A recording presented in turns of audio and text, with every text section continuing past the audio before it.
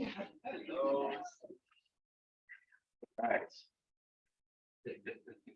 We have one.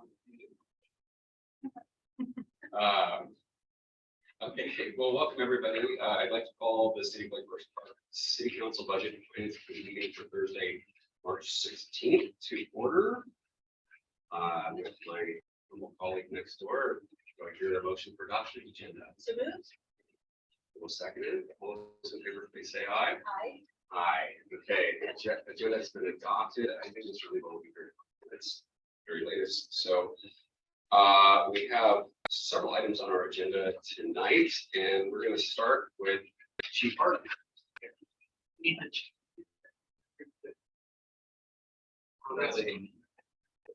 Yeah, that's true. I'm sorry.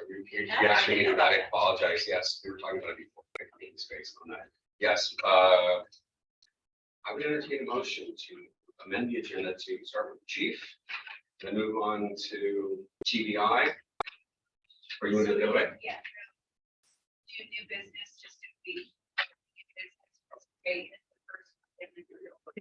Want to move 5A. So motion with 5A to between 2 and 3. Is that what we're talking about? And then there was another, and then just proceed. Okay. And normal. My apologies. So, okay. So movement on. Your second? Second. All those in favor, please say aye. Aye. Okay. There we go. Now we're official. Thank you, Chief. Yes, On the straight and narrow here. Ready? All right. I'd like to thank Director Vaughn. Thank you very much for inviting us and allowing me to talk for a few minutes here. And everybody else in the room, thank you very much. I want to do a really quick update on grants and specifically on health and wellness. If I go too fast, just tell me to slow down because I do go too fast. Next slide. So as most of you know, over the last couple of years, we have had grants in the police department. We had the Department of Commerce Les Lethal grant, $62,604, that is completed. We had police reform state assistance for $52,802, that is completed. And then WASPIC, which is Washington Sheriffs and Police Chiefs Association, that's the traffic safety grant for $14,400, that is completed. And that was also involving North Sound Police Foundation funds, and that's how we got our radars and our LiDARs. And then what we have now currently is a WASPIC Health and Wellness grant for $15,000. It was split up in two sections, $6,000 for training and $9,000 for mental health professional services. The training has been completed and it had to be used by June of last year, and that has been completed, and I'll go a little bit into that later. And then $9,000 for a mental health professional service, which is not completed, and it has to be done by June 30th of this year. And so I'm going to get into it. What I attempted to do for a while there is try and find professional services for our officers, mental health professionals. The $9,000 wasn't doing a lot of justice. It costs quite a bit more. So I was looking for alternatives, looking for contracts to try and use this money in a certain period of time, running into a lot of different kind of roadblocks. But so what had happened is WASPIC reached out to all the agencies who are having problems trying to use these funds and said, hey, is there anything we can do? So my lieutenant came in and asked me, WASPIC's asking what we're doing and how we can fix this.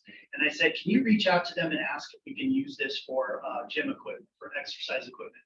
Because Black Diamond took this particular health and wellness grant and funded an entire gym. And I thought maybe we could do something along those lines. They, Lieutenant Zanilla reached out. They said, absolutely, we can do that. They moved the funds into a supply budget with their processes and said, you can go ahead and change it over to gym equipment. So that's what we're basically talking about today, but I wanted to kind of just give you a brief overview. The next slide here, the health and wellness training, the 6,000 was completed. This is a lot of credit goes to Officer Fairholm, that is no longer with us. She has since moved on to another state, actually. But she was the one that did this grant, filled it out, and put the, hey, we're going to do training, we're going to do mental health professional, and set up some of these training things in here. So we have this 12-week online resilience training for first responders that everybody was attached to. Learning to lead, Blue Watch wellness training, peer support, which is assisting individuals in crisis, the FBI National Academy Associates Resiliency Training, and then Deer Hollow PTSD training that I attended that now I'm going to be bringing to our entire department that we'll talk about in a sec here for mandatory training that I'm doing, like a health and wellness day for it. Next slide. So I wanted to give a quick roadmap of health and wellness, what we've been doing, what we're doing, have been doing, what we're doing now, and going down the road. The gap with the mental health professional that we're going to lose with this $9,000 is actually being filled in a few different ways. Number one, we have 2 police chaplains that are doing an excellent job in contacting all of our folks, going on ride-alongs and really getting a good kind of therapeutic counseling in that version.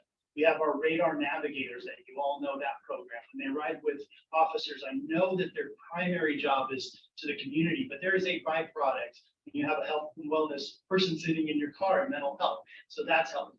And then also the Cortico app. The Cortico app went live March 7th. So this has just happened. It was all last year that they were vetting it. It's a state-funded app. We were going to try and budget for this through the foundation, but we held off because we heard that this was going on. They went with just an outstanding company, Portico, and in that we'll go into a little bit later in this slide.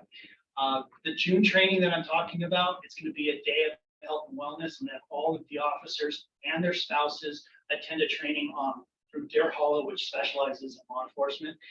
And it's about PTSD, which everybody knows, but I don't like the term PTSD. PTSI is better. Everybody knows disorder, but it's actually injury. And we like to look at it that way, where instead of a disorder, we treat it as an injury because we can fix injuries. Disorders don't go away and injuries can be fixed. So it talks a lot about stress and resiliency. On that day, we're going to be serving dinner. We're getting our photographs done. So I want to make a really cool day for the officers and their spouses and kids too. Building out a gym facility and exercise area.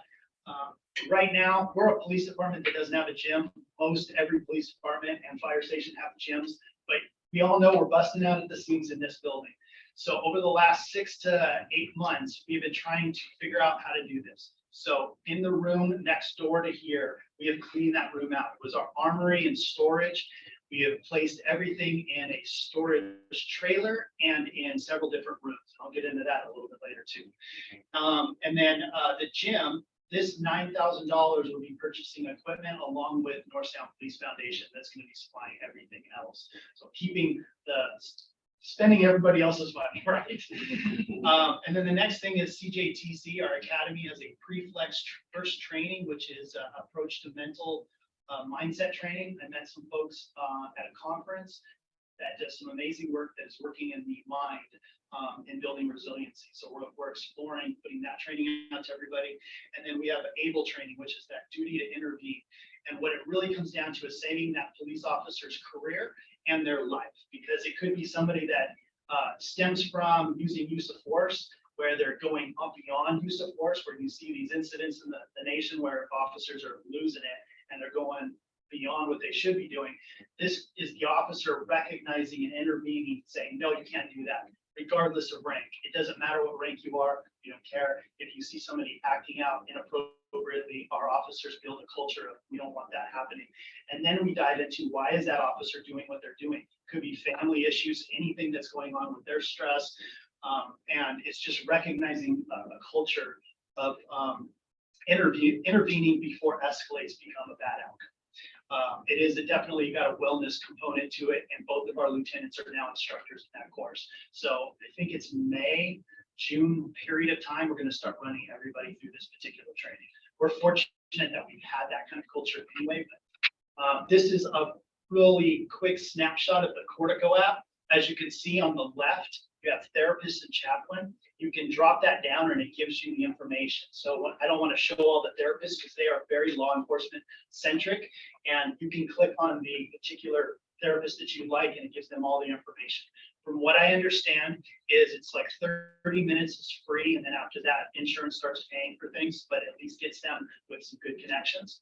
The chaplain's information is there. There's a list of all these resources where you have the career wellness, emotional and mental, family, financial, leadership, mindfulness, nutrition, and each one of these has a really robust information for the officers and spouses. This is meant they have a spouse login and a officer login and a retired login. And then on the next slide or next picture, you have, oops, Okay, go ahead, sorry. so you have department resources. Our city EAP plan is there. They can click on that link. It takes them right to where they need to do resources. And then the next slide, you have your peer support, find a therapist. I'm sorry. Sorry, now picture. that's slide. Thanks, Joanne. I know you're keeping up with my terminology. It's Sorry. my bad. Self-assessments, and you have lots of different resources in there. At the bottom, you can see like get help. It sends you right to like code for some of our resources where somebody answers, very similar to 988 that we're pushing out through the country, but it is right for police officers. There's another police officer that's answering the phone saying, what can I do? And it's more suicide related where people are in a bad spot. But all these resources are packed in this app. It's fantastic. So I wanted to give a brief view to the council on that. Next slide, thank you. This was donated by our Northtown Police Foundation. The trailer is sitting in the back behind. We used to have a crime scene van ambulance that was just fast. It was run down old, that was sitting in this spot. And so now the trailer has a whole bunch of the storage items that we had in there. And then we moved into 3 different rooms, which next slide. Emptied out this room here. So now what we're doing is I have a committee of 6 officers that are building out how they're going to do maximize space and have a facility where they can safely work out and keep that fitness and exercise. So what I just talked about boiled down to just the $9,000, the grant that we're moving for the mental health professional, but there is a lot of story behind all of it. And I wanted you all to be aware of what's going on. So I would love to entertain any questions. So, Yeah, I have one question. I gotta go back. absolutely. I'm gonna play this game. One more at least. The June, the training Yes. dinner. Are you, that's the whole department, are we getting coverage from our Yes. neighbors, and is that sort of? So I reached out to Bothell Police and I said, hey, we'll pay for it through the foundation, any overtime. And the chief told me, no, we don't care. We're gonna take care of you guys. So we're completely covered by Bothell Police, same radio, they have supervisors. So we're totally good. They've been outstanding partners. We've helped them out. And this is just that payback where they've helped us out. So yes, we're good there. I will be missing council meetings. Sorry, council. It happened to be on that night. There is a lot of moving pieces when you have 23 plus spouses and kids trying to put this all together. But I wanted to create an event that really focused on enjoying them as officers, kind of just being special. Some of the other agencies started doing it after I had this idea. I was so like, oh my gosh, this is so cool. They're doing it too. But does that answer that? I think that was the only question that kind of came up. Actually, I go ahead and open it to other council members. If you have any questions, comments, please. She's just a thank you sheet.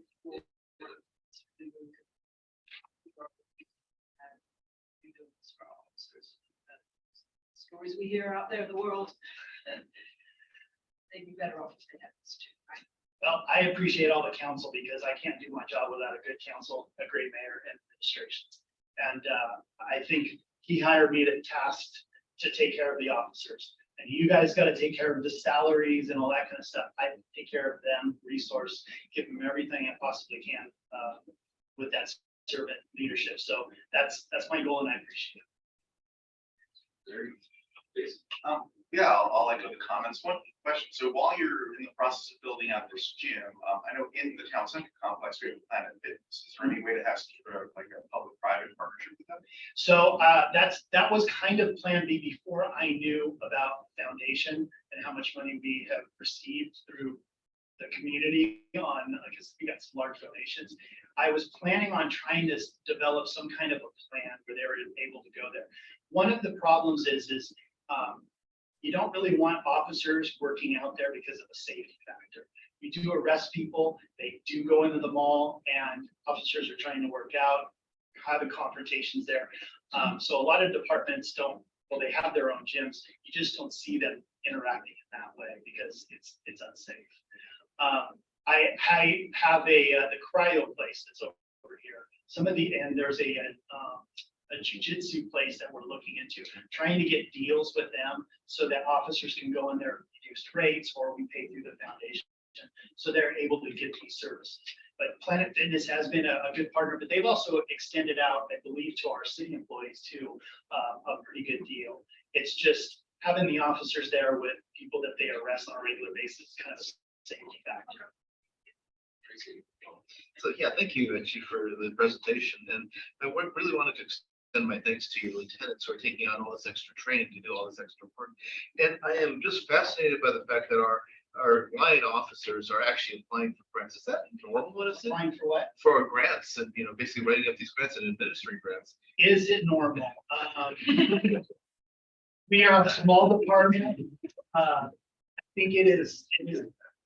So it's twofold. One is we're a small department. It's the city side. You have Bill, Jeff is in here. He's got staff that is applying for grants, and it's kind of in their written description. But people have to take on so many different roles in our city, and that goes for officers. But a lot of this is geared for. They see the benefits because I may not be able to pay for it because we don't have it in our budget. But look at, and I send out these grants to people. I don't tell them they have to do it. But I say, hey, take a look at this. And then they get inspired and they go, oh, I want to do this. So if Officer Fairholm sees this, and sometimes they come in, can I fill out for the grant? Absolutely, let's do that. So there is this motivation on their side, specifically what they're looking at getting for themselves. There's some selfishness of, oh, I want a canine dog. Well, then go out for a grant that can pay for that, and then we can explore that. Well, thank you for fostering the environment in which that's not just encouraged, but it becomes the norm. That's wonderful. I think there's about 4 or 5 folks that have written grants now, which is, it's tough to do because grants aren't easy. And everybody knows federal grants are horrible. And so does finance. You know that. So I appreciate the time. If there's no more questions, I'll just close out the comments by saying, thank you, Chief. This is a very holistic approach. I mean, I love that it's actually considered in some great articles and studies recently about exercise and weightlifting being so helpful for mental centering and everything else. So I really applaud the approach you're taking here, and all of this holistic approach is just great, taking care of the team. We really appreciate all of it. Thank you. Thank you. All right. Thank you, everybody. Thank you. Thanks. Enjoy your concert. It's his son's concert.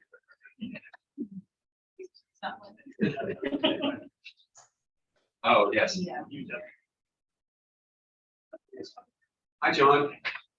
Hello, sorry I'm a few minutes late. I realized I joined on the public instead of council website. No worries. Well, we're moving on here, and let's see. Next, we have the director of reports.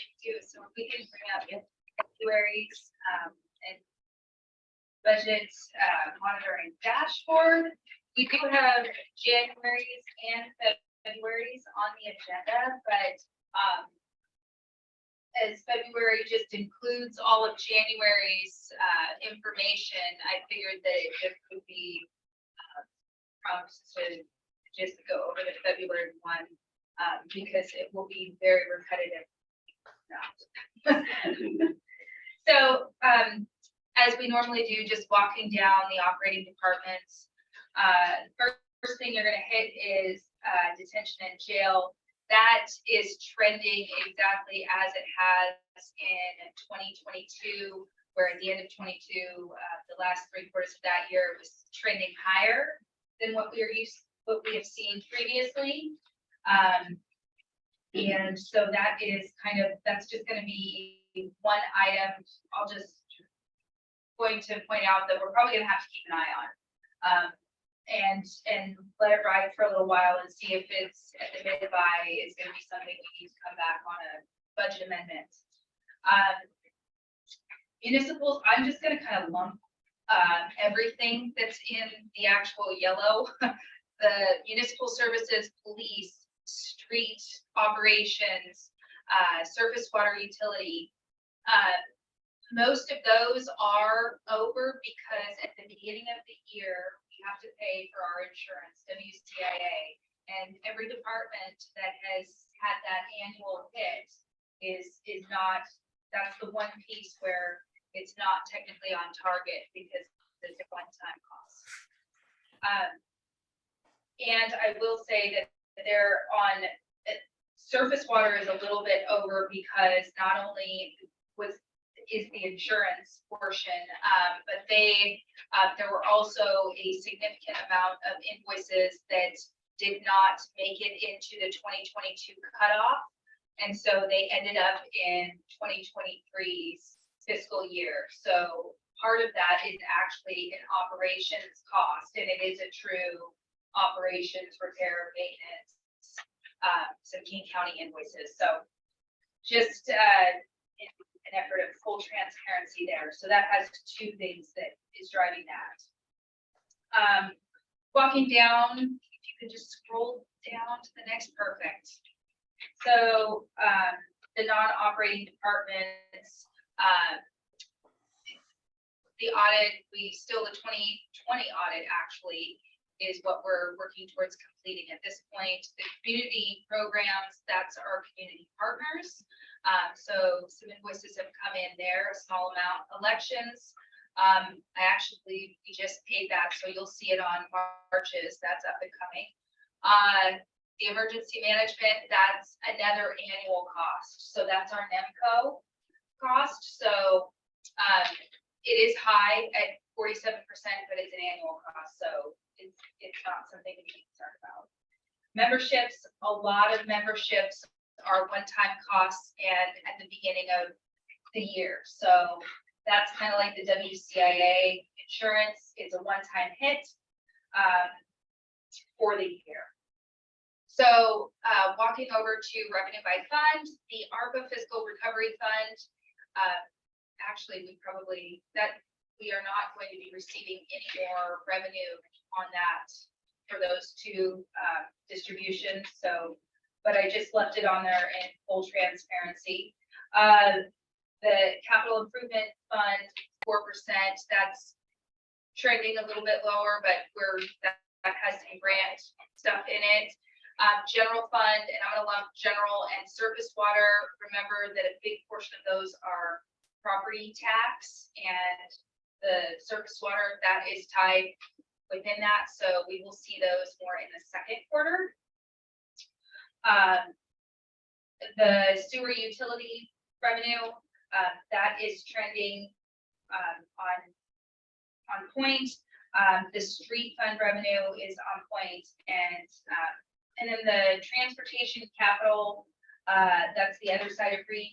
Remember that fund has a lot of grants in it. So that's where we're going to be paying for the roundabout, the SR 104, the roundabout and whatnot. So lots of grant dollars are built into the revenue side of that fund. Walking down to capital, I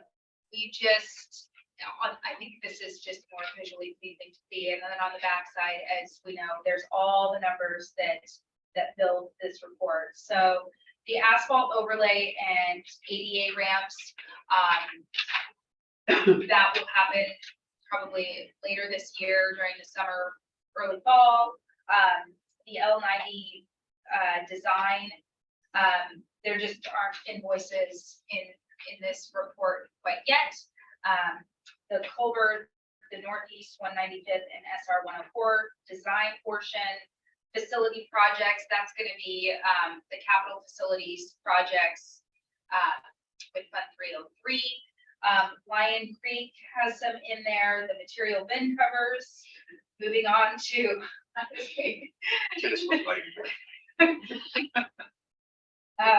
moving into the Northeast 35th Avenue, the pedestrian crossing, and the significant project of the roundabout, which you actually see a small invoice hit within in February. So, and then Safe Street early action, that's the traffic calming efforts, that's just something we keep on here.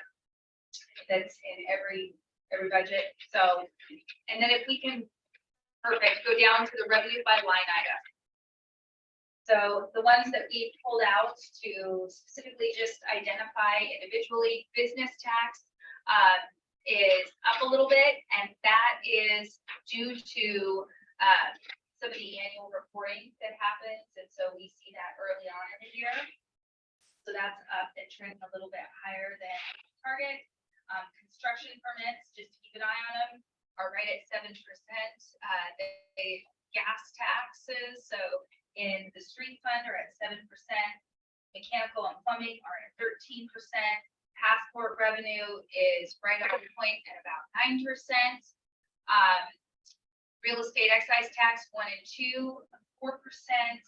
And this is just that's something we're going to keep an eye on with everything that's taking place in the market. I'll just go ahead and say that outright. It's something we always keep an eye on individually. But typically this is a slower time of year for homes to sell, etc.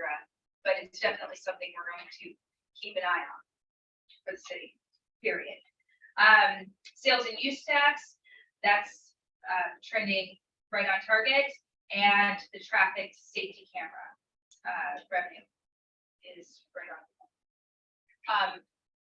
Are there any questions? on this? Start with Mr. Lebo, you have any questions? Start with you. No, I'm good. Thank you. Awesome. Cool. Let's No, it's go to the few friends. Okay. Wow. Excellent. Okay. Thank you, Lindsay. Thanks a lot for coming. The visuals are very helpful for everyone. So now we can walk into, I will introduce, so our next presenter is Peter Becker from Time Value Investments, and the council members that have been here since 2019 might remember him because he came in the fall of 2019 in October and provided a presentation, actually almost a very similar presentation to what he's going to do this evening. And I think I will stop there and let you go ahead and talk. Great. Welcome, Peter. Thank you for coming back and speaking with us. Absolutely. I feel like it's been 4 years. Time's flying. I apologize if I'm a little grayer of a father now, so due to that, a few more gray hairs. But no, yeah, it's an interesting time, as we all know. If you've been watching, TV and all that. So yeah, just gonna walk through some information. If anybody has any questions at all along the way, please don't hesitate to stop, and I can get those answered for you. So start out with just a little bit of background about us. We're a local firm. We are based in Seattle, just in Northgate, so the office isn't too far away at all. Work with over 150 accounts, public entities in Washington, cities, counties, special districts. We also work with other states as well, but being based in Washington is our primary focus. Kenmore, Linwood, Mukilteo, Mill Creek. Mukilteo actually just a week or two ago did a pretty large investment as well. So we work with a lot of cities in this general area. I would say for an account or for a city of Lake Forest Park's size, most cities in the state are doing some kind of investment program beyond the local government pool. All of them also use the local government pool, but in addition to that, and then we're also invited to teach classes about public funds. So this isn't just a side focus for us; it's our primary focus. We will be presenting at the WFOA conference this fall. We'll be attending WPTA, not speaking this year. Before COVID, we did some trainings. Actually, I believe Lindsay's attended a training in the past. And then we also provide monthly webinars, so we're very involved in the public fund space. All right, so what do cities and public entities invest in? It's pretty boring compared to what we can do with our funds, right? You know, you can't go buy stocks or Bitcoin, although I don't know if you want to buy Bitcoin right now either. Anyway, pretty limited menu. So just kind of high level going through, because even a lot of these, or some of these aren't even applicable to a city. Number one, bonds of the state of Washington or other entities in Washington, so you can buy Baucus bonds or Lee County bonds. Number two, bonds of other states or local governments in those states. Number four, jumping over three. Number four, bonds of the United States government, certificates, notes, or bonds of the United States. Pretty straightforward there. And number five, kind of a long-winded paragraph that essentially just means government agency bonds. It's got so Federal Home Loan Bank, Federal Land Bank, Federal National Mortgage Association. That's also known as like Fannie Mae. So essentially 4 and 5 are the primary focuses for most public entities. Relatively recently, in 2016, 7 and 8 were added. Commercial paper and corporate notes. So before 2016, corporate investments were not permitted. They are now. Most public entities still don't invest in them. The larger ones do, but then you're incorporating credit risk, and that's something that usually public entities, by and large, try to avoid. So 4 and 5 are going to be the primary focuses for most public entities, and that's what we would recommend for Lake Forest Park to start with. So this is an update most recently from the 2021 audit showing 18.8 million in the local government pool and then 3.8 million in the Pacific Premier checking account. So a little over $22.5 million. Lindsay, is that still about where? That's the, you know, the city does have additional funds at this time, but it's from the annual financial report.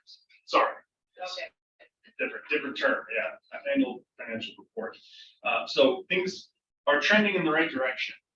Even I think back in 2019 when I was here, the city didn't have this much money. So things are definitely trending in the right direction. But focusing on a portion of those funds in the local government investment pool to allocate into a bond portfolio, that's where we would probably recommend drawing funds from. Slide.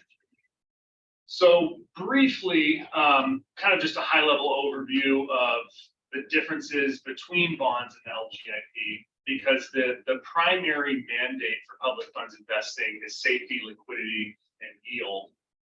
So comparing the two, from a safety standpoint, they're almost identical because the LGIP buys the same bonds that the city would buy itself. So every dollar that Lake Forest Park has in the local government investment pool, the pool then goes and buys securities. It's available online.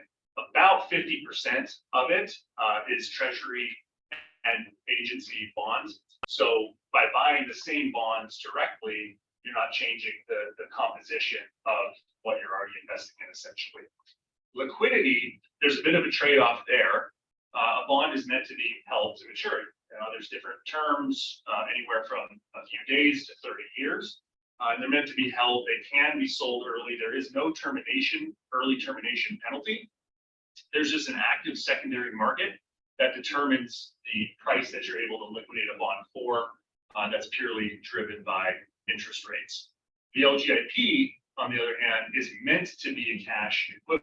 It's dollar in, it's dollar out, fixed value, and it just pays an interest rate. So it's meant to be more of a short-term cash alternative. Generally, bonds are going to have higher yields than LGIP.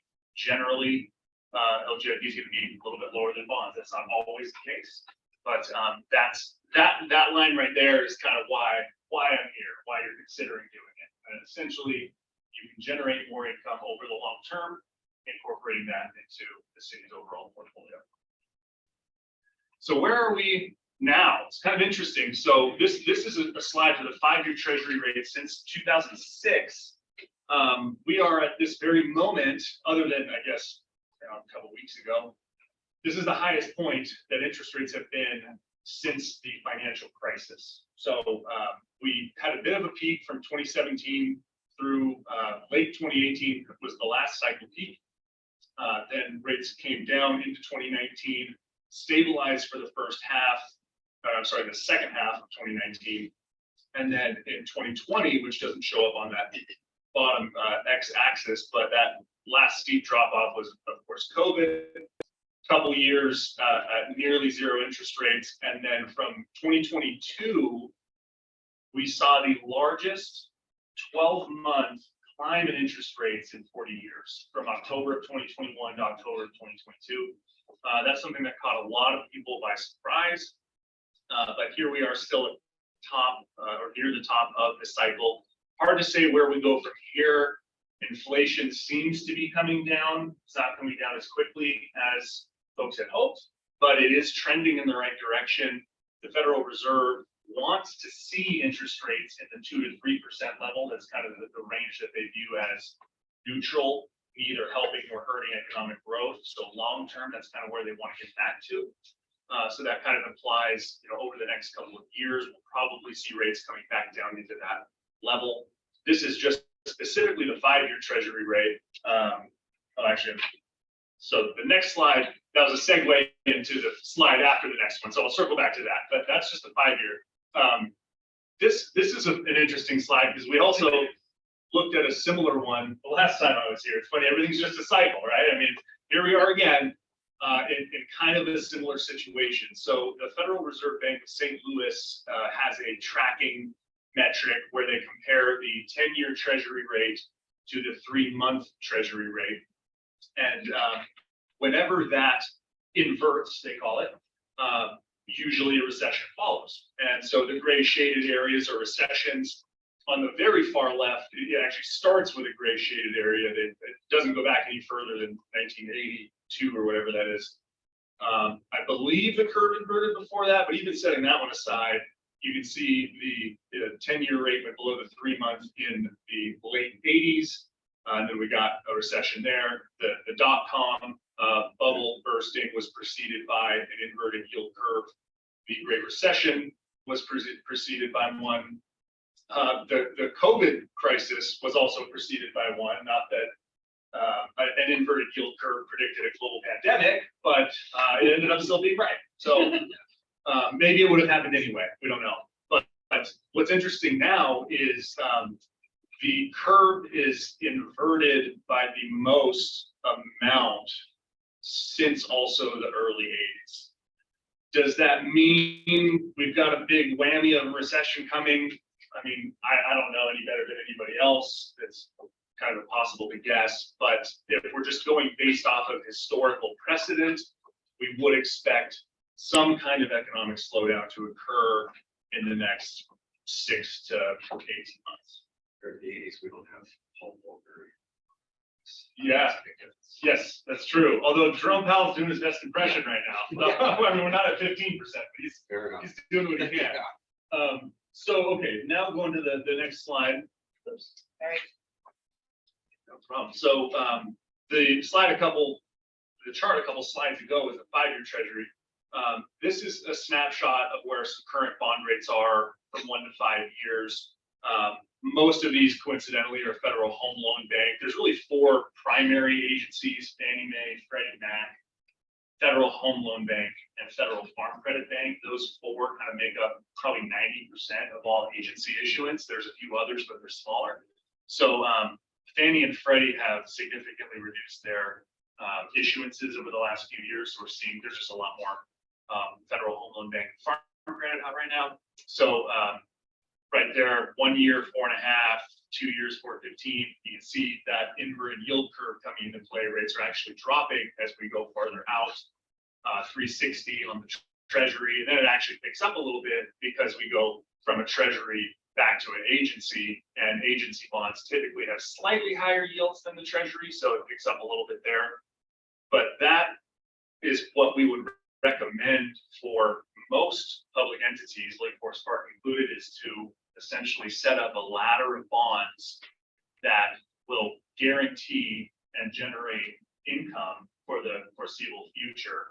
And then as they mature, you can either spend the money on building a gym or whatever you want to do. Actually, in this portfolio, we pay for building the gym too. But you can spend the money or you can reinvest it at the city's discretion. So that's kind of a high level of what I wanted to share, and I'll open it up to any questions. Thank you very much, Peter. Senator, start with you. We had a question come up when we first started talking about this. Is there any bonds less than a year? Yeah. Okay. And yeah, you can go as short as a few days, but in that, when you're really short, you're usually better off just keeping it in the LGI. Okay, so like a 6 month or a 9 month is options if we decide to start laddering that early. Absolutely. And then, so basically what I'm kind of understanding between the LGIP and these government agency bonds is because 50% of the LGIP is generally in this, if we go directly to the bonds, we're just cutting out like the management sort of fee structure of LGIP that puts into it, because is that why we get a better return on going direct? Good question. Not quite, Okay. but it's in that kind of a similar. So the reason that you're able to get traditionally higher rates is that the LGIP is very short term. They have to be ready for you to come and request your money back. Yeah. So their average maturity is like 60 days. Okay, Yeah. okay. So no Silicon Valley Bank issues there. No. Yeah. None whatsoever. Yeah, not at all. But yeah, by going out 2 or 3 or 4 or 5 years, you can typically capture a higher interest rate than the pool can get investing in 60 days. Stay a little bit. Okay, Yeah. okay, no, thank you for that clarification. Becomes less of a mature. Yeah, that's the slight trade-off. Yeah. Mr. Lebo, let me start with you, and then Councilor Bodie had her hand up. Thank you, Tom. Thank you, Mr. Becker, for the presentation. Could you talk a little about, and you mentioned it, the security of purchasing through, for example, the federal home loan banks? Yes, so the credit quality of the agency. Yes. Yeah, absolutely. So focusing on federal level securities is the safest investment option really on planet Earth. And we're saying government agencies, we're also including treasuries in that too. So there's a very strong chance that some or even a majority of the city's portfolio would end up being invested into direct obligations of the United States Treasury. That's certainly possible too. Government agencies, Fannie Mae, Freddie Mac, Federal Home Loan Bank, were chartered by Congress. They have an implicit backing of the Treasury, meaning that when they create a bond, the Treasury won't tell you they're going to back it, but they're going to back it. Anytime that actually, I mean, even I believe right now, Fannie Mae is still in conservatorship by the U.S. Treasury after the financial crisis. So the Treasury, they won't say that they'll back Fannie Mae while simultaneously writing checks to cover them. So very safe to answer your question. We can also see that just in the spreads on their bonds. If they were viewed as a higher risk, they would have to borrow at a significantly higher interest rate, which they do not. So they've never defaulted in their history, and if they were allowed to default, it would create far-reaching financial problems. And just to kind of put a cherry on top, as a reminder, the city is already investing in them, just doing it through the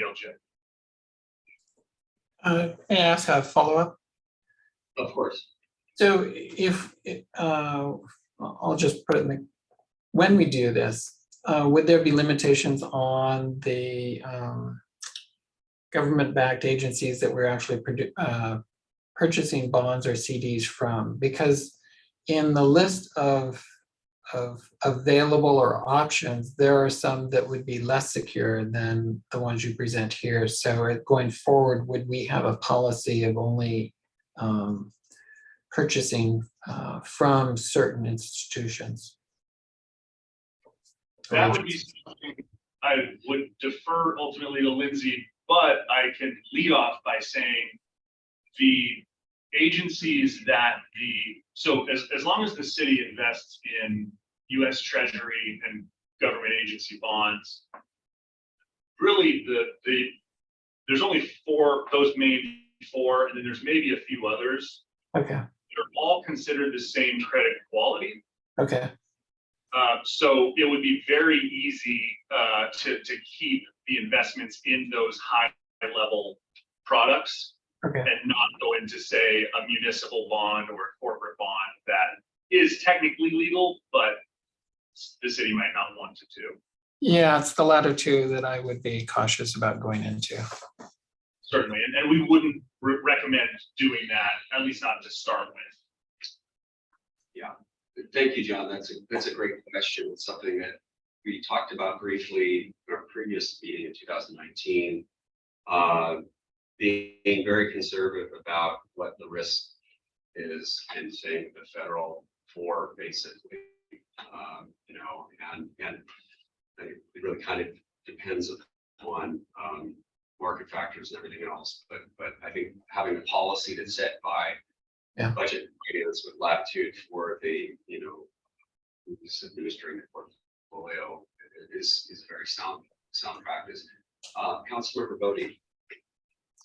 Yes, thank you very much for the presentation. I appreciate it. I do think that we should have, we should continue to look at our investment strategy, and I appreciate our finance and budget director for bringing this forward to us last time as well.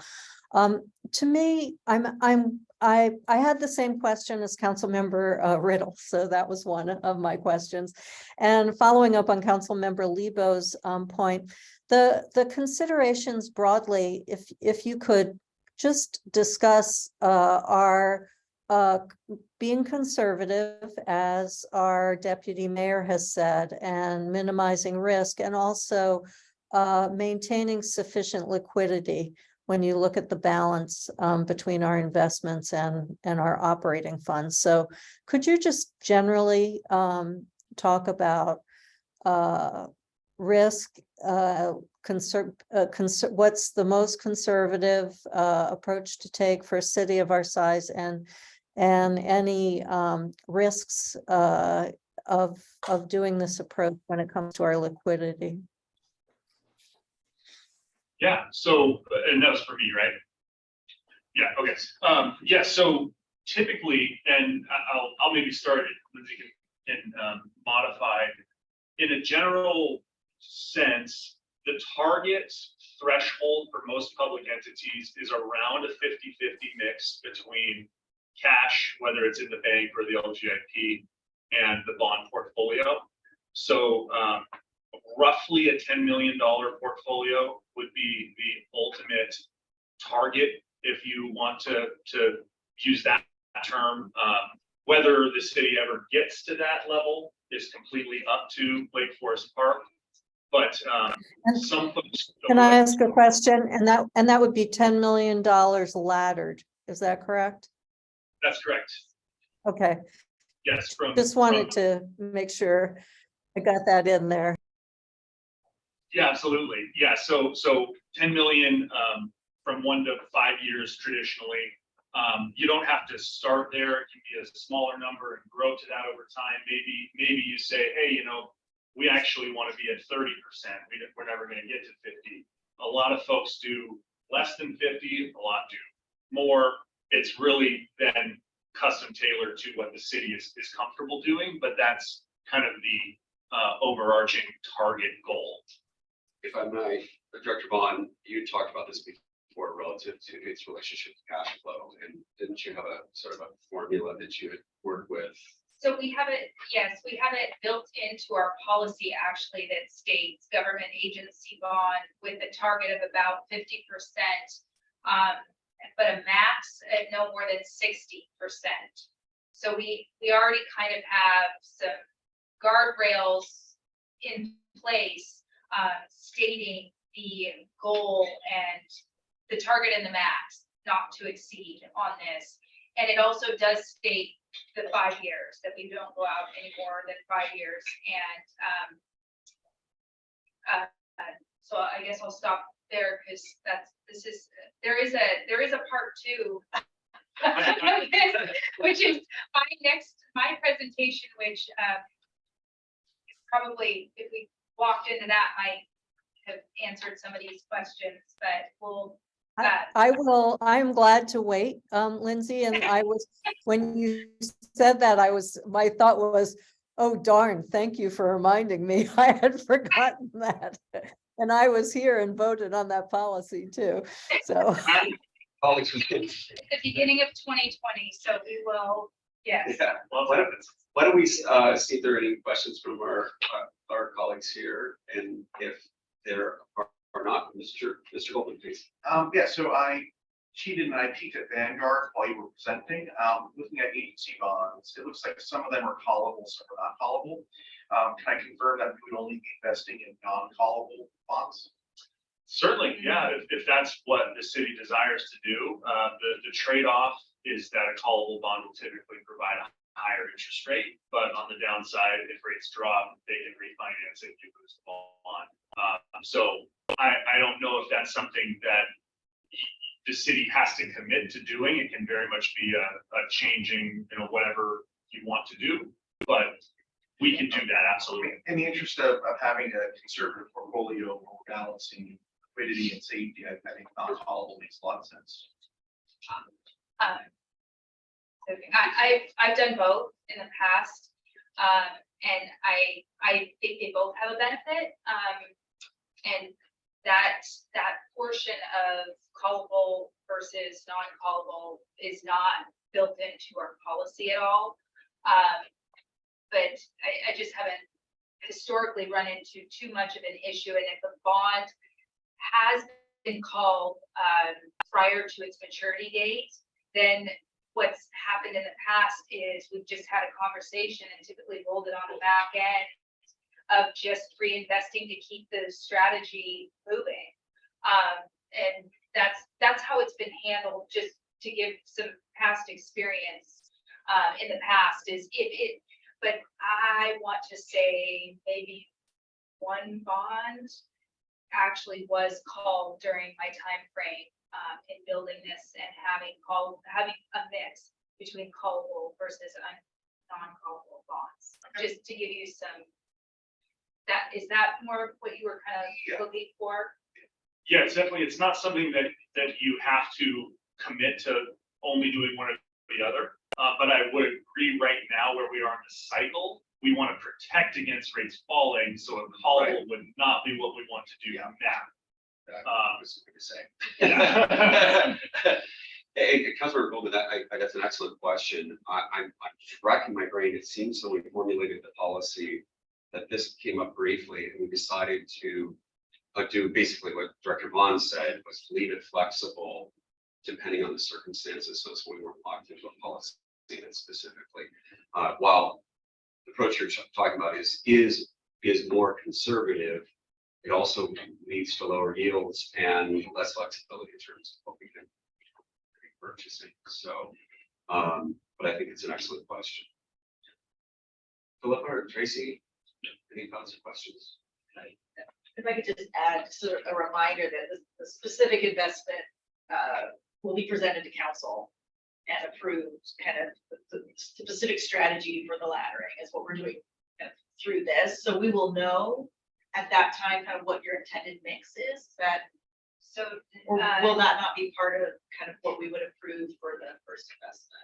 So what the policy states is actually it's budget finance. It's the budget and finance committee that approves the strategy, and it's the finance director or the appointed delegate, which is the city administrator listed in the actual policy, to actually implement what was decided and approved, the strategy that was approved by budget and finance committee. But what do you envision the strategy telling us? That's the next one. It's time. I would love to see our next presentation then. Right. Thank you. Which is we're gonna give Joanne just one more minute, but it should look very familiar to the last presentation that we just did last month with the added cash flow request. So walking straight into the City of Lake Forest Parks cash flow.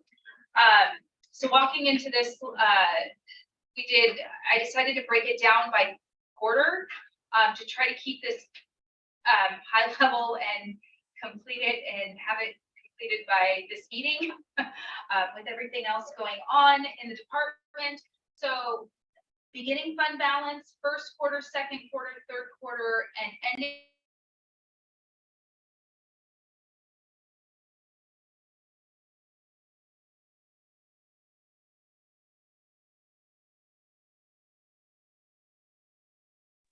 Touchscreen. Thanks. Thank you. Probably the space bars. Just a quick pause. So walking through the beginning fund balance is the first quarter, second quarter, third quarter, and the ending fund balance. And just went back 2020, 21, 22, and then 2023, we have the beginning fund balance numbers, but we haven't quite finished the first quarter. So that's where we're currently at. Looking at that, as far as the amount of funds that the city has that they could invest previously on the slide that was presented by Mr. Becker on, I think it was slide 4. At the end of 2021, we showed almost 23 million. And currently the city has around 26. Last month, the balance was at about 27. So, and that's what you tend to see in the first quarter is the first and second quarter, you have your one-time expenses referring back to the dashboard. You have your WCIA payments. You have some of your one-time expenses that come out. And so if we can walk to the next slide. Thank you, Joanne. This slide should look very familiar as we looked at it last month. The yellow is just the half years, a visual break of trying to italicize, nothing special about that besides the visual. And then it goes out to 1 year, 1.5, and then walks all the way down to 5 years. And then working with Mr. Becker through getting the appropriate yields. I just threw a maturity date of about 1 year out, about 6 months. He had some different, but just right around, you get the idea. And the concept and what the city would then be receiving back in interest. Could you move the window where we're seeing ourselves and everything, so we can see that? Oh, maybe to the left upper corner. Sorry. Just grab the Grab it. top Grab the black bar, bar. top of the window, just grab the top of the window, just grab John and. Sorry. No, you're full too. No, you're fine. So grabbing. I'm not sure. This wasn't in the practice part. Maybe the team did move it out. If I can move it from here, hang on. There. Okay. Thank you. You just moved the entire room.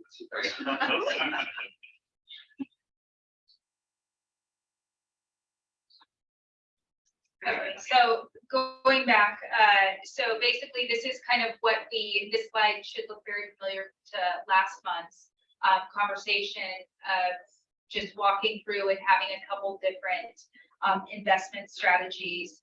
And that was where I was requesting to invest about $5 million as a starting point.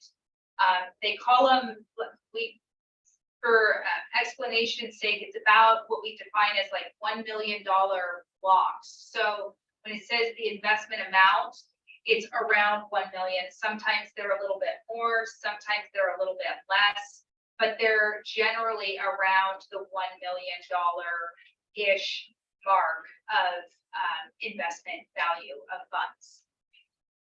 And then just walking out what that looks like and today, using today's a stamp in time.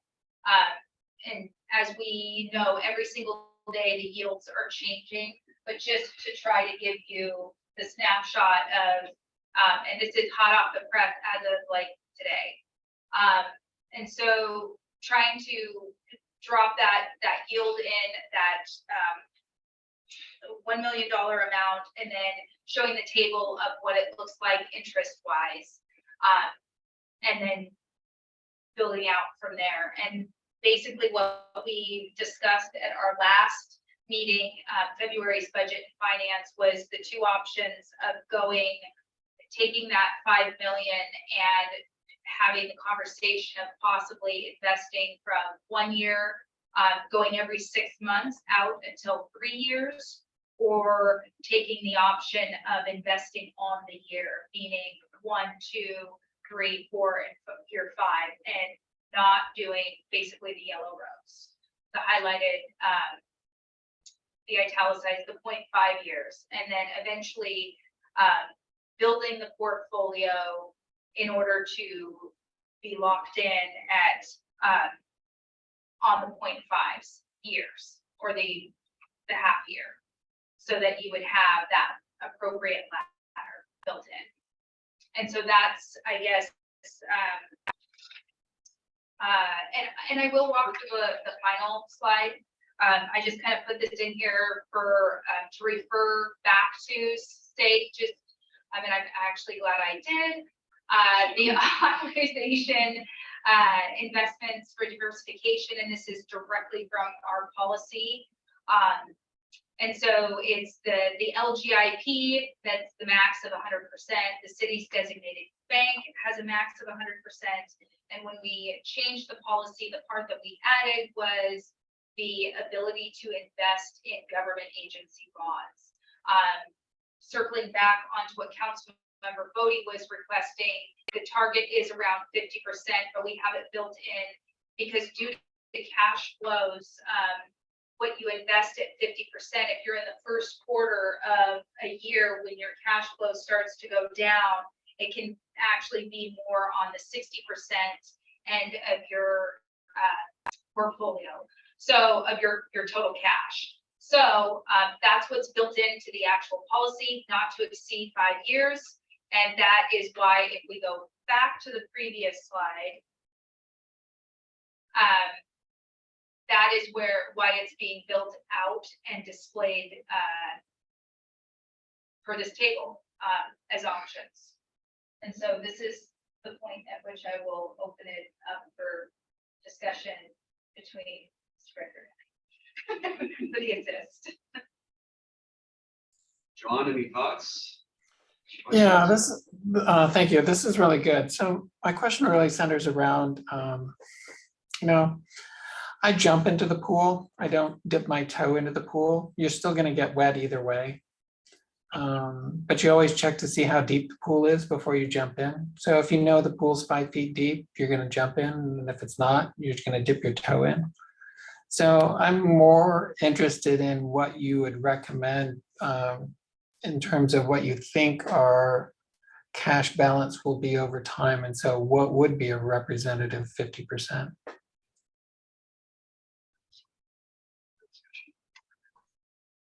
Yeah, so if you would go back to the cash flow slide, back one slide. So on that, basically half of the cash flow of right now is about 13 million. So even if you took the going out for every single one of those on the table, every single option from 1 year all the way out to 5 years, you still wouldn't be at 50% of technically our actual cash flow. That being stated, I appreciate and agree with your caution of dipping your toe in. Knowing our personal city situation of walking into some very large projects that we've got going on that we just talked about in the dashboard of the roundabout and some other projects that are up and coming.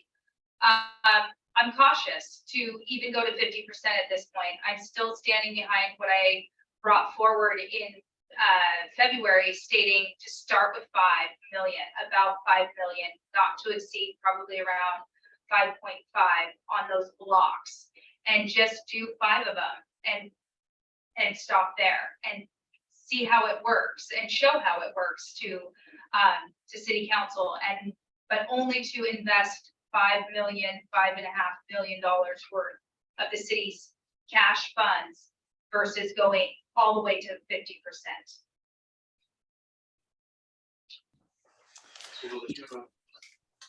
Philippa. Thank you, Lindsay. So I think I have a question about how you anticipate some of those major projects. So if we have a major project that we know isn't going to start for 6 months or a year, doesn't it make sense to actually invest the money that you know you're going to need for that project for that shorter period of time, just to have it working for you until you need it? And so would it make sense to then go beyond your 5 million to, in fact, take that opportunity to make that money work for you, just even if it's for 6 months? That is definitely something we could consider. Yes. So Mr. Lebo's question, jumping in the pool doesn't mean, going in way over your head.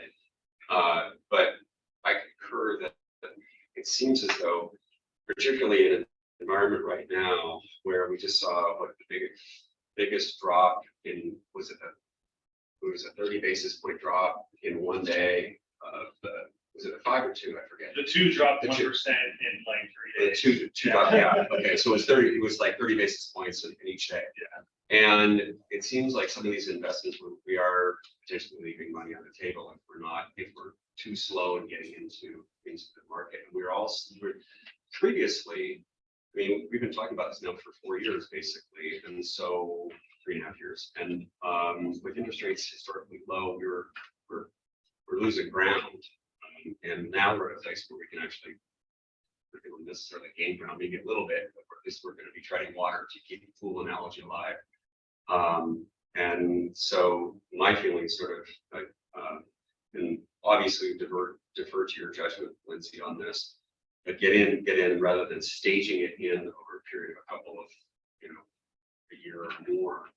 Get in and ladder it right off the bat, so that there are things that are staggered. They're going to be maturing times that we need certain kinds of funds. We're not just leaving things sitting in a very low yield LGIP kind of situation or checking account. Mr. Goldman. First I'll say I am in agreement. I think we should get in on this. For those who are a bit concerned, I think having a more frequent ladder can kind of provide some of that flexibility. I like 6-month ladders just because that way you're never more than 180 days away from pulling some of your money back without any sort of penalties. So I would be in favor of a 6-month ladder. I think aiming for more, getting closer to the 50% mark seems reasonable, especially with a 6-month ladder where if we need it, we can get the money back relatively quickly. One point on our governance policy, go to the final slide, please. It explicitly mentions government agency bonds. I know Mr. Becker talked about both agencies and treasuries. I wonder if we might make a small modification to our policy to allow for treasury investments, just in case that happens to be the best in the 2.5 year run of the ladder. If treasury is best, making sure that we're allowed to do that. Clarifying question, does the policy mention treasuries just specifically or only government agencies? This is what we discussed Yeah. 3.5 years ago. Okay. Is that, everything that we had previously done at other cities was under the umbrella of government agency bonds. Yeah. And that should be fine. So the way that would typically be interpreted, because the treasury supersedes the agency. Yeah. That's below the treasury. So you wouldn't need to make a change. If you wanted to, just for clarity's sake. But if if the policy allows government agency bonds, it's almost like by definition, it also allows treasury bonds. Okay, that's an excellent question. I know the spirit of what we intended was definitively for the treasury. So I remember that very explicitly. So if that's the verbiage that we need to tighten up, then maybe we can do that. But I think your rationale is reasonable as well. Mr. Furtland. Yes, thanks, Deputy Mayor. And if you go back to the strategy, the one that had all the numbers on it. I think There it is. actually it wasn't. There was one that was listing, maybe it was on the previous set of slide decks, but most of them were that FHLB, Federal Home Loan Bank. yeah, FHLB, and there was one that was treasury. Right. Right. So we are already doing that, yes. Well, that was just what was available. Example. Okay, Yeah. Yeah. Okay. Sure, Example, no, yeah. but it would be allowed by what we would be allowed to do that. That's correct. Yeah. We would want to be allowed to do that. If you need to tweak the policy to clarify that, we will, but Okay. I also believe our intent is to include treasury. I mean, I just want to say that I feel like, very much like my colleagues, that let's take advantage of those shorter term yields and let's move in a little quicker. We're gonna get our money back out quicker. Let's let it start working for us. I think the 6 month is a good cadence to have. And I would agree that we could exceed the 5 billion as long as we validate it with our cash flow and then align it to some capital project targets if we need to. So if we need to pull in a 9 month to hit a capital project target, I think that would be something we'd be interested in seeing in your strategy is kind of, if you deviate from a 6 month distribution, you just let us know why, and be fine with approving a strategy like that. Mr. Legal, you're looking thoughtful, or maybe you need dinner. I'm not sure which. Well, I would offer it sort of, let's jump into the 4-foot pool in the sense that we know how this works. So I don't know that if we do this, that we really need to see how it works. We all know how it works. I mean, it's really, for me, the issue is what is our projected cash flow over the next 5 years? And to Councilmember Cassover's point, and this is what agencies do, is when they have capital projects, they have a cash flow based upon expenditures and they invest accordingly. So that if they have expenditures that have to occur on whatever basis, they invest it so that its maturity aligns with when they anticipate spending the money. Now, you always leave a gap. You never go right up to when you think you need it. So to me, it's not about whether it's 6 months or a year or 5 years. It's more about what do we see over the next 5 years as our cash flow. And so when we think of our cash flow, what is 50% of our cash flow? And if we're uncertain, then as you point out, 25% or 20% at $5 million is that. To me, the issue is not whether it's 6 months or a year, it's really about what is our cash flow, and that we should be taking advantage of this because this is a way that with a reasonable amount of planning, because there are many of our fund sources that are just repeat every year. And to me, it's really about what do we see as our cash flow over the next 5 years. If the council is comfortable with $5 million, I'm fine with that. I would just say, let's not be so conservative as to miss the opportunities. John, what would you To me, recommend? the issue is really about cash flow over, say, a 5-year period. Up to what kind of number are you thinking, John? Well, if, for example, well, one of the things that we've been concerned about is that our fund balance is going to be decreasing over a period of the next 6 years. And so we wouldn't want to find ourselves that if we have a 50% fund balance of 13 million because our total is 26, but at the end of 6 years, it's down to $13 million. We would not have wanted to invest 13 million in this program. So we would want to structure it so that over time, we would be reducing the amount of investment that we'd have based upon the maturity and the laddering. So it's really, to me, is what do we think our cash flow is going to be over the next 6 years? And that we would invest accordingly at a 50% of our first quarter estimate.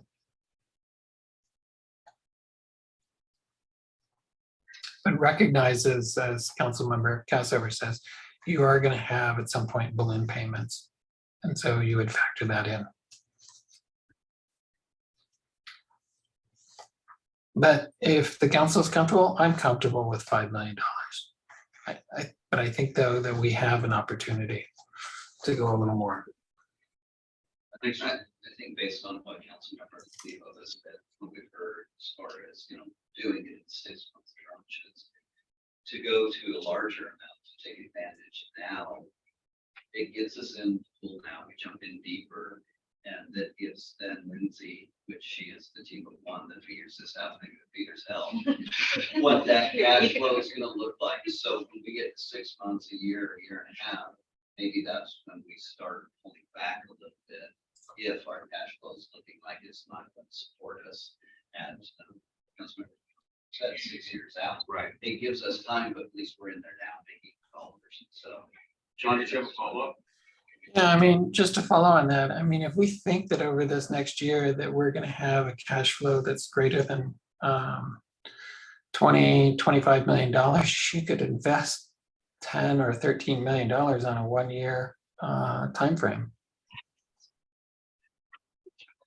Mr. Bertoni? Yeah, so that's actually what I was going to ask, is that we're having, when we do this strategy, we're going to buy all of these now, right? Okay, so what I think Councilmember Lebo, and you can correct me if I'm wrong, is saying is that, we put in like 5 million in the first year, and then basically taper that down to 1 million at the very end. This comes in $1 million blocks, you said, right? No, I believe 100% you can choose, but that's just typically how I've done it. And I know that other smaller entities have done it in the past. Right. Is just, it's, the goal is to have your money laddered. So if anything comes, then you can make the decision whether to reinvest or not. Right, so we don't commit as much of our money as a percentage to the lower yielding stuff later. Right, okay, I'm with you on that. Mr. Bowman? Yeah, I'm in agreement that if we're putting numbers on things, I suppose for short-term investments, I'd be comfortable with 10 million. But if it's staggered every 6 months, and then we can make that judgment call. Maybe right now we have cash flow of 22 million, and 10 million is a good percentage.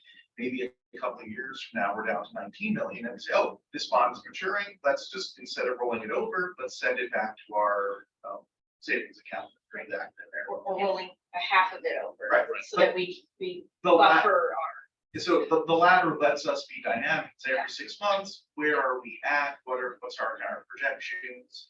Do we stay the course? Do we put more in? Do we pull some back? So I'm comfortable putting a lot in. If the first, I would actually add a row of 0.5 years to the top of your table.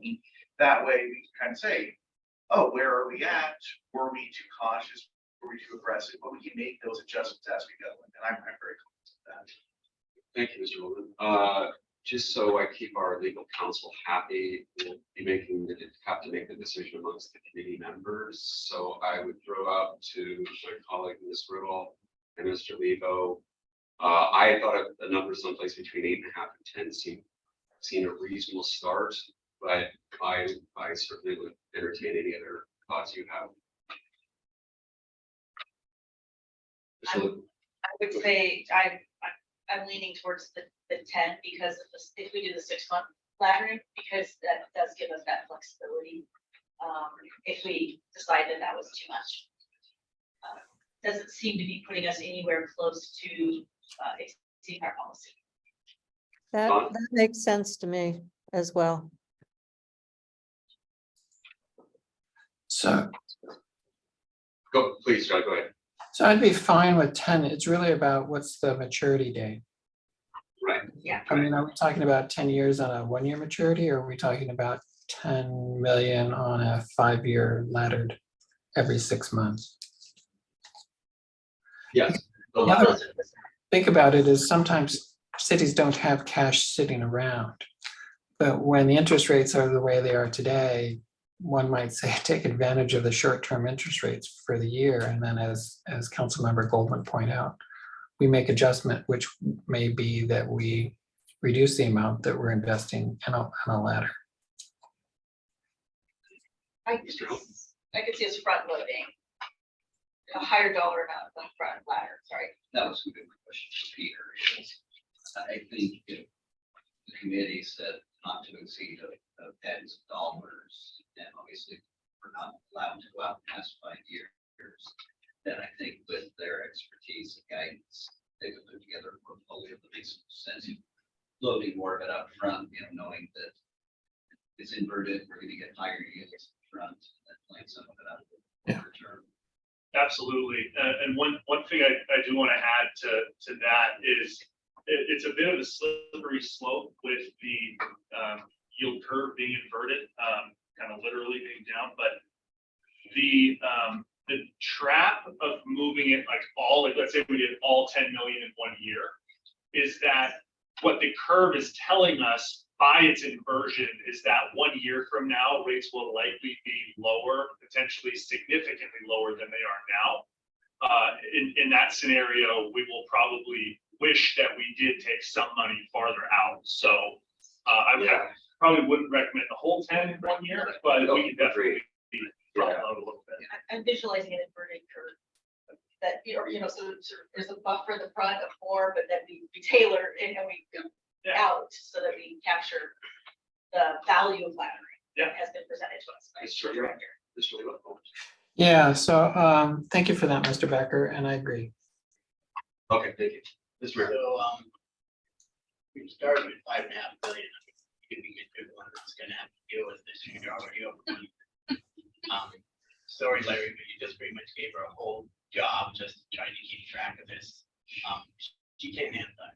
Our finance department is overwhelmed already, so I am asking you, are you comfortable with 10 million? Be okay there?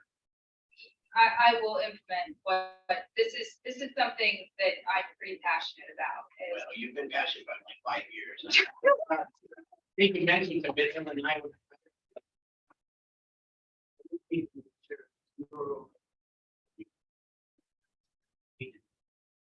My speeches right now is.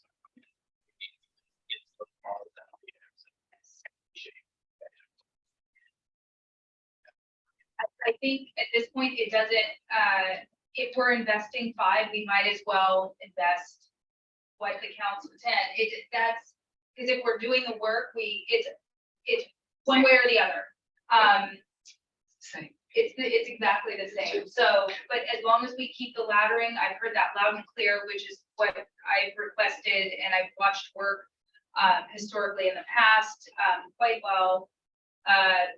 Keep the laddering, definitely add the 0.5, but then I think the next question is the amount. So I've heard the 8 to 10. We'll come back to that in a second. If I may, Director Von, Philippa, please. Thank you. And, thank you, Mr. Mayor, for raising the issue of what kind of burden is on the department, because while I really can see the benefit of the 6-month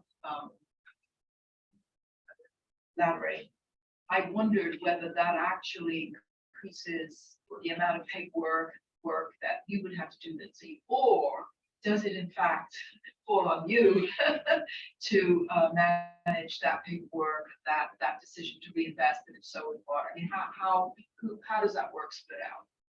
Because you'll have twice as many decision points, right? If we do this every 6-month laddering, is that correct? It always, I'll start. It's a partnership. Everything we do is a partnership.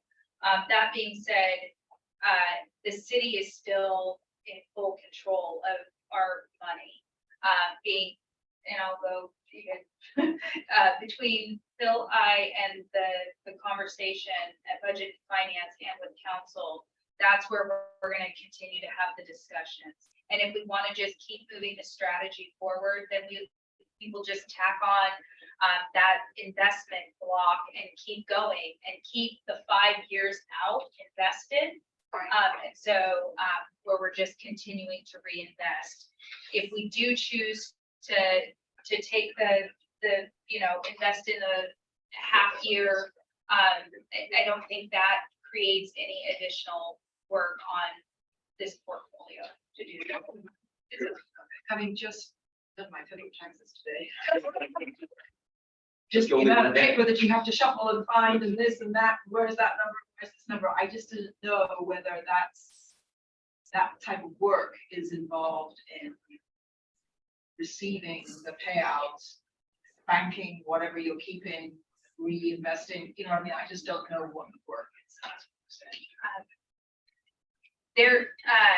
There is work involved. Yes, there is ongoing work involved in this, absolutely. But as we had to bring and have some very challenging conversations, and council had to make some very tough decisions with new revenue, this last budget cycle, this seems like a conversation that it's my duty to bring forward as the finance director and say this option 2 is out there for us to try. And I'm just trying to get, does it make sense every 6 months, or Yes. should we look at every year just because of the burden of work? That's all. Mr. Lebo? My preference would be for every year rather than 6 months, if that means the difference between a 3.5 year or a 5-year cycle. I'm very comfortable with a year.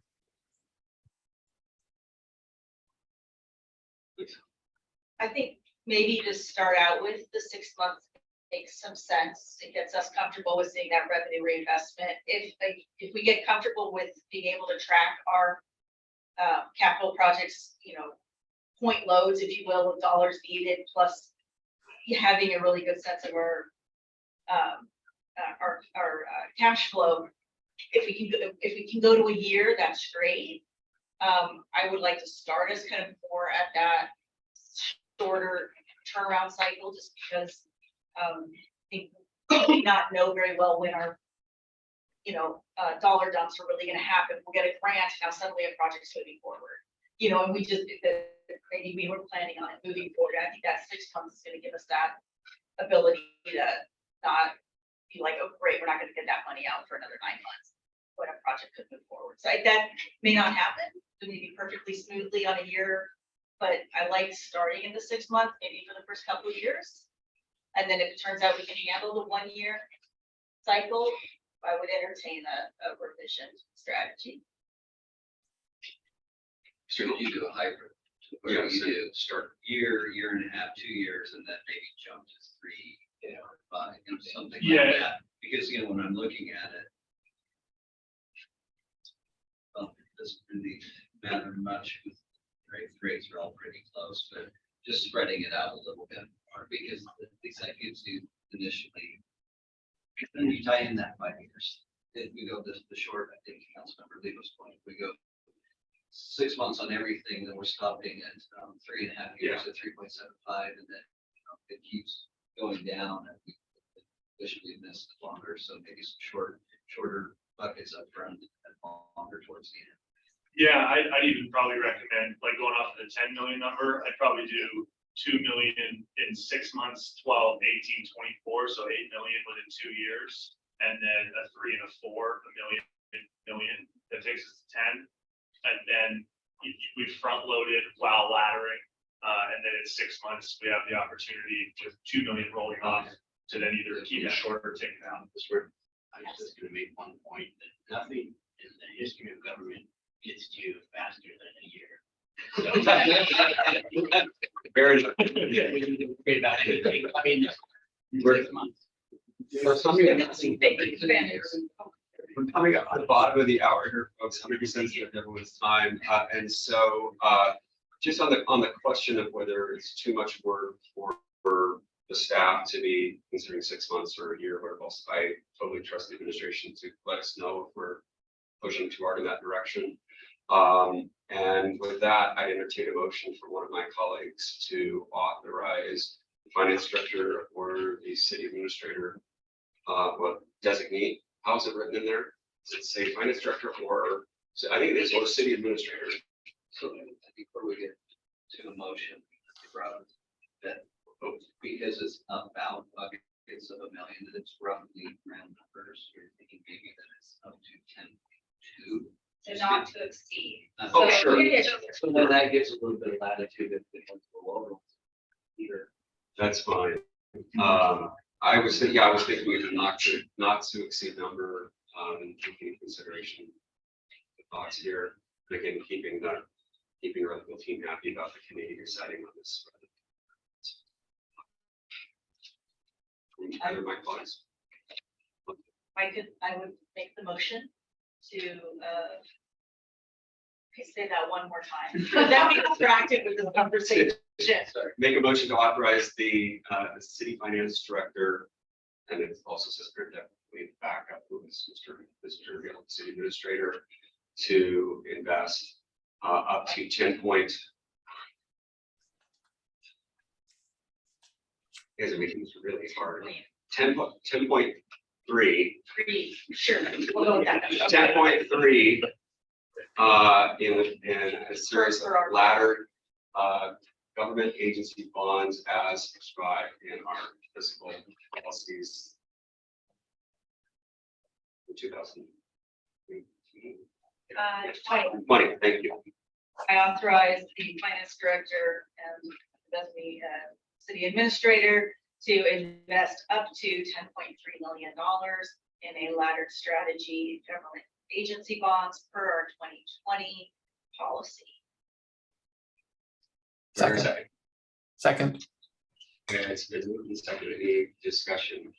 Point of order. I just wanted to clarify that because I'm not a formal member of the budget committee, I shouldn't vote on this. Is that correct? That's correct.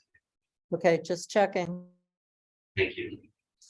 I just want to say it took us a while to get here. And I am thrilled that we're finally moving forward, that we're seeing some good yields compared to where we started in 2020. And I appreciate the efforts of the finance director in shepherding this through the pandemic and not letting it fall by the wayside. Thank you for all your time and effort, and I look forward to seeing our returns here within the year. Okay, there's no further discussion. All those in favor, please say aye. Aye. Aye. Okay, passes unanimously. Thank you very much, Jordan.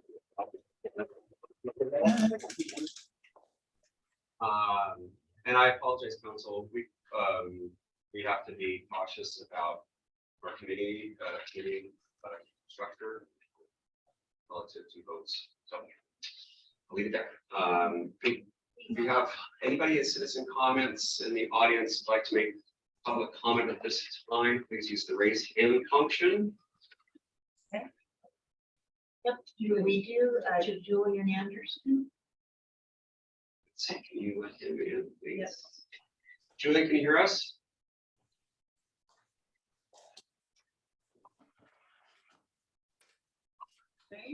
He's here. He's muted, so. I think. Now can you hear me? Oh, yes, you can. Welcome. Yes. Okay, 2 clicks it took. I just reflect a little bit on the discussion you've just had, that it's odd for a discussion of investment policy to not feature performance measures and performance goals. Your conversation seems almost totally to be concerned with the nominal value and conserving it. And conservatism is warranted here. If thinking about the getting in the water analogies, I'd recommend the soup temperature test. Not too hot, not too cold, but a little warm is perfect. And so I think you need to at least measure and report to yourselves what the eroding purchasing power of the city's assets are. I think that when you look at returns, they should be discounted by the inflation that's going on now and may well continue into the future. So that when their time comes to do things with these funds, that the value they have for purchasing goods and services is not diminished below the goal that the city might have for the project. So I think you've had an interesting discussion. I appreciate it. And I'm not going to talk about Sound Transit. Thank you very much. We thank you for that, Julie. Is there anyone else that'd like to make public comment at this time? Please use the raise hand function. There are no other attendees. Okay. Well, thank you for attending, Julian. And if there's nothing else for the good of the order, we're adjourned. Thank you, everybody. Voting off. Not yet. Thank you. Have a good evening. Thanks, John. Bye.